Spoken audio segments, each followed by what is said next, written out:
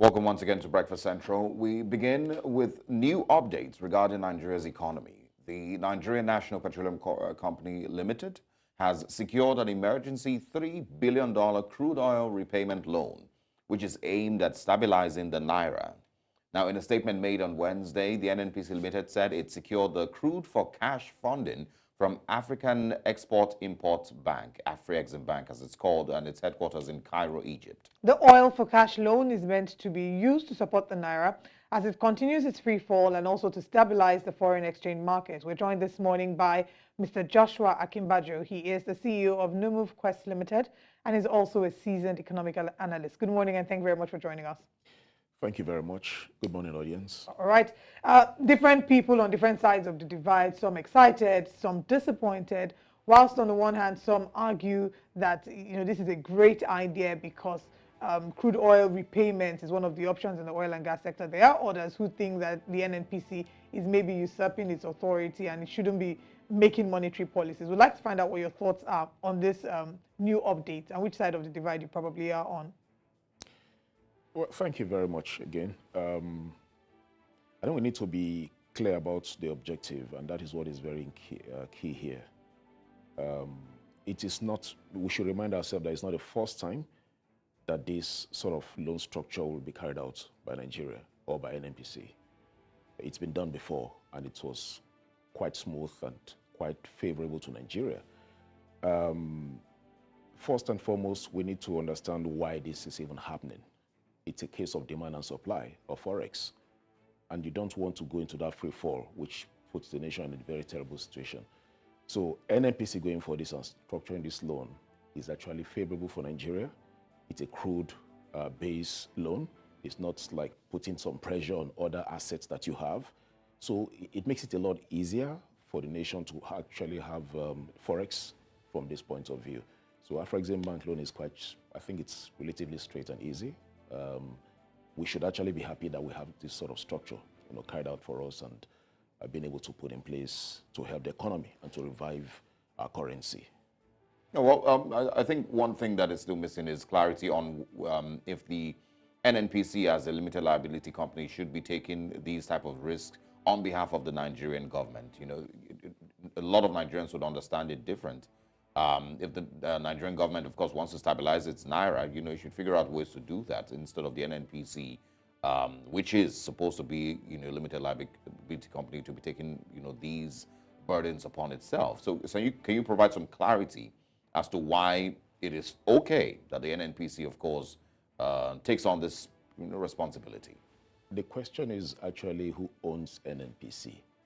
Who directs NNPC. The board of NNPC is actually constituted by the President of the Federal Republic of Nigeria. So it's not, there's no confusion at all about it. I think this is where I see the government having a problem. There should be a rule of engagement. So when people are clearly educated about the process and procedures, the confusions are totally wiped off. NNPC was created by the PIA bill, you remember, yes. 2021. And there is a section of that particular clause that gives the president the right to actually institute the board, the chairman and all. So everything they do reports to the chairman, reports to the presidency.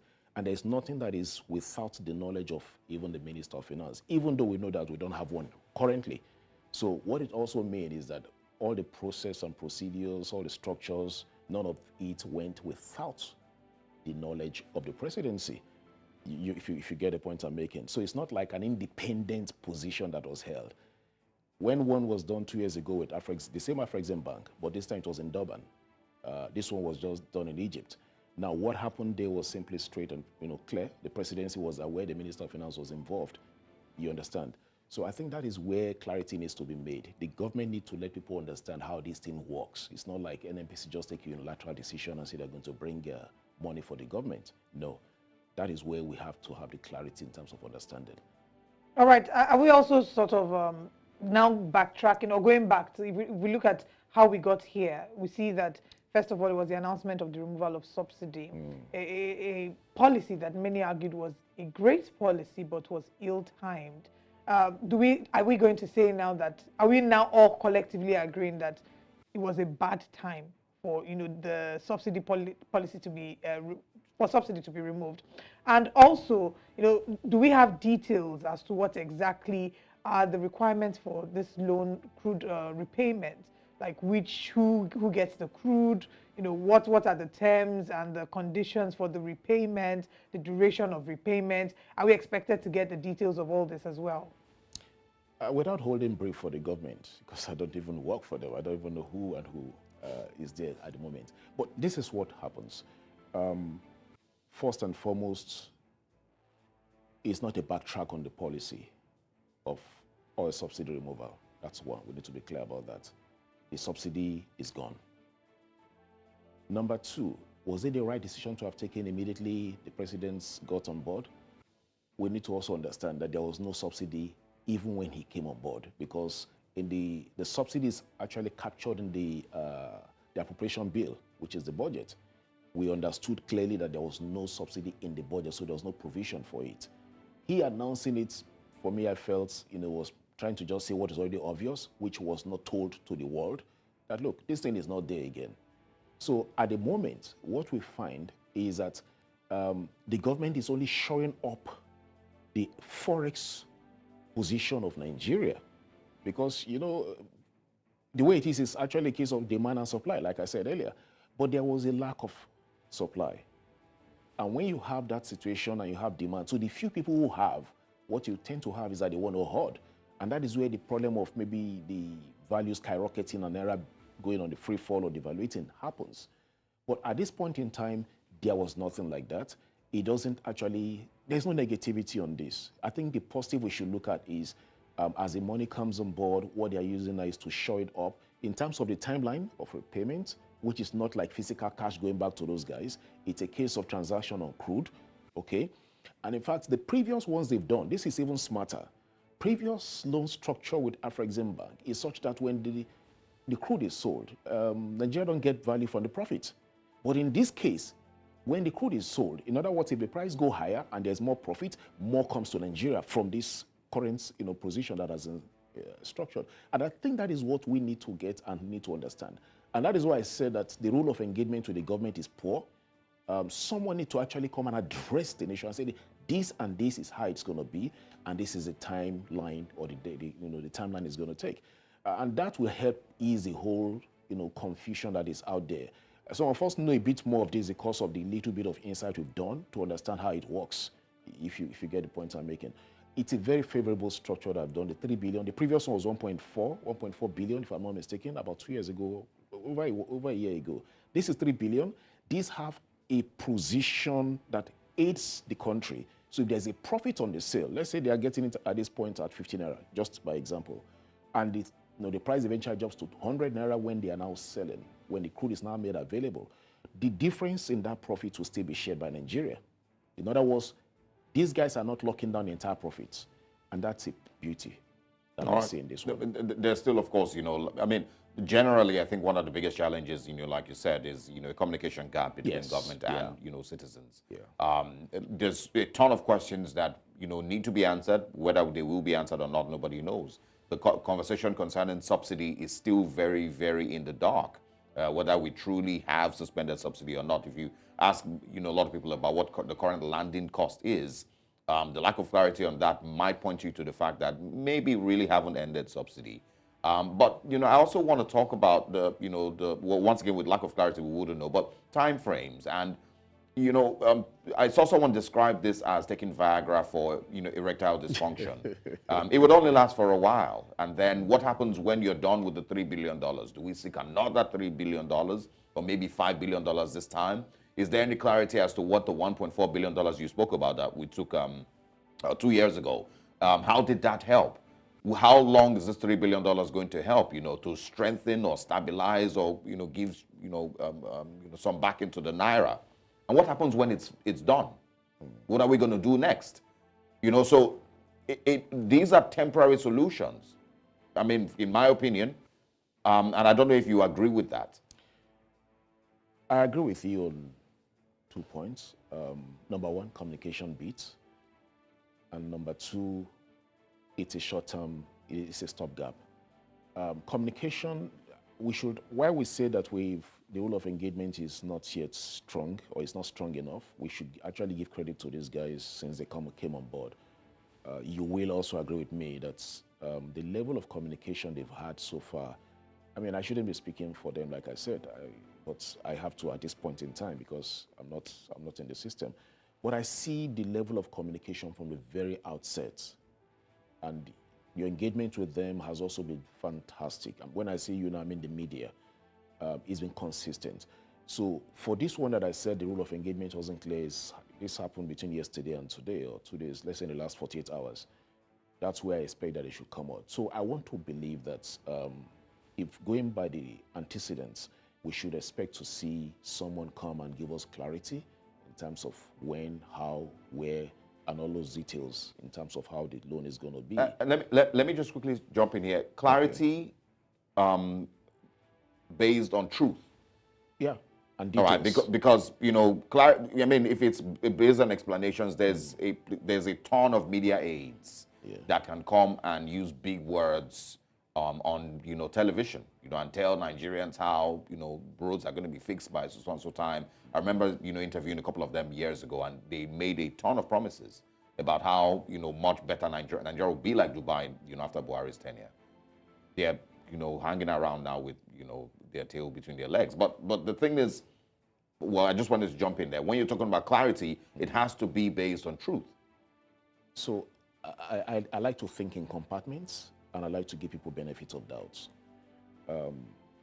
Number one, they say the past is a foreign country, and they do things differently there. I like to judge people based on the currency. This is a team that is there currently. So I'm looking at this team, these guys. What have they been doing differently? You're right about something. Previously, you have all manner of people dropping all manner of things. But so far, you've had an arrowhead. Previously, it was, what was the name of this man? Was it Dele Alake or so, who was the front runner in terms of speaking and taking brief for the president? Right now, you have a clarity. When he was moving up the hat, this person called Anjuri is supposed to be. And if you know better, he's in discussing with you guys. He's been the arrowhead. Okay, so we don't have too many people saying different things. Now, have they come out to give us details of what they've done to date? I think they have, and I think we should be fair to them in that point. This is one area where we are waiting for some clarity in terms of details. Some other group may have been quiet about this and won't have known anything has happened until maybe a week or so later, and then we'll be having stories, trying to catch up with what is going on. But we're getting, as it is happening, kind of feedback. And I think that's a positive that we should take out of this. Is it in our interest as a nation? Yes. Why is it so? It's like you have goods to give someone. Are you getting me? You just don't have the cash to hold on to it. So your good is as good as your cash. Are you getting the point I'm making? And I think that is what the audience need to also understand. So it's not like you are going to now go and work somewhere to now pay for that thing. It's a good for cash thing. It's more like a trade by barter. But this time around, the difference is that you are going to now sell that. So they are saying, take the money ahead, okay? And then when you sell, pay us back. That's the simple way to explain it. But help kind of clarify on, you mentioned before that it's a stopgap, approach. Help us understand that. And then can we say that the initial deal that they had with Afro-Exim Bank, also $1.4 billion, was successful? Did it stabilize the Naira, at any point? Did it, help? I think what we should ask is, what was that particular one meant for? Okay. It was meant to acquire some assets from Chevron. Okay? That was the detail of that particular one. That is actually how, that's my research, that's what I found, that's actually what it was. Now, it was structured to acquire certain assets from Chevron, and that was the objective. The objective for this one is clear and different. It's a case, how Forex coming, you sell. Yeah. And then we're talking about repatriation also. Okay? We have a diaspora also remitting money in. There's a whole lot of plans from what this president have shared, from the vision he has put down, from some of the actions he has taken. All those meetings we were seeing happening, and all the feedback we are getting from meeting with different international groups and businesses and multinationals, it shows one thing, that the game changing is actually to drive foreign investment, to bring in investors, and to drive the opportunities in the production area of this economy. And that is where money starts coming in. So we're having the challenges right now to say, oh, we don't have this Forex to attend to the needs of people who need the Forex. And so we're saying, since we don't have it in the meantime, part of what we can do to have it is when we sell our crude. So we have this crude at the back end, which we've not sold yet, but when we sell it, we'll give you this. And so you say, okay, fine. When you sell, pay me the money. You get the point I'm making. That is smart. It's a smarter move. Okay. Now, this move that you... And by the way, just forgive me to say this. Okay. It is better than me running to a World Bank and IMF and some other group who will now give me some abnormal and obscene kind of charge. And I think that's what we should take note of in this regard. Are there maybe concerns about the NNPC or Nigeria being able to meet its OPEC quota? We're trying to ramp up production. We're trying to ramp up, production before October. So are there concerns that this might in some way affect that, because we're already, whilst we have our quota, now we have a loan repayment, bearing in mind that we're still dealing with vandalism and, some of the challenges that sector has had to deal with?